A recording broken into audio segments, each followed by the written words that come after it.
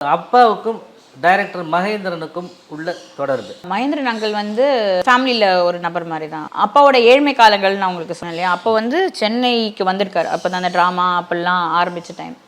அப்போ பார்த்தீங்கன்னா மகேந்திரன் அங்கிளோட ஒரிஜினல் பேர் வந்து ஜோசப். ஆக்சுவலாக அவர் வந்து கிறிஸ்டியன் சமூகத்தை சேர்ந்தவர். அவர் வந்து இது பற்றி கிறிஸ்டியானிட்டி பற்றி அந்த பரப்புற விஷயமா அவர் ஒரு இதை எழுதி கொடுப்பார், ஸ்கிரிப்ட் ஒன்று எழுதி கொடுப்பாரு. அது வந்து அப்பா பேசுவார். இந்த பீச்சிலலாம் அப்போ அந்த பிரச்சாரம் பண்ணுவாங்க போல இருக்கு. அதில் ஏதோ ஒரு பைசா கிடைக்கும். அந்த பைசா வச்சுலாம் வாழ்ந்துருக்காங்க அவங்க. ஸோ அவர் அப்பத்துலேருந்தே அவரும் அப்பாவும் கூடவே ட்ராவல் பண்ணுவார். அப்போ வந்து பார்த்தீங்கன்னா சினிமாவுக்கு போகிறது, முத்துராமன் நடிகர் இருந்தார், அவர் இவங்க எல்லாருமே வந்து பார்த்தீங்கன்னா சேர்ந்து அந்த இங்கிலீஷ் படங்கள் போய் பார்ப்பாங்க. அப்பாவுக்கு வந்து பார்த்தீங்கன்னா பேசிக்காகவே இந்த சினிமா வந்து எப்படி சொல்கிறது, ஆரம்பத்துலேருந்து அண்ணா கூட இருந்ததுலேருந்து கலைஞர் கூட இருந்தது எல்லாமே வந்து பார்த்தீங்கன்னா ட்ராமா பேஸ்டு தான் இருக்கும்.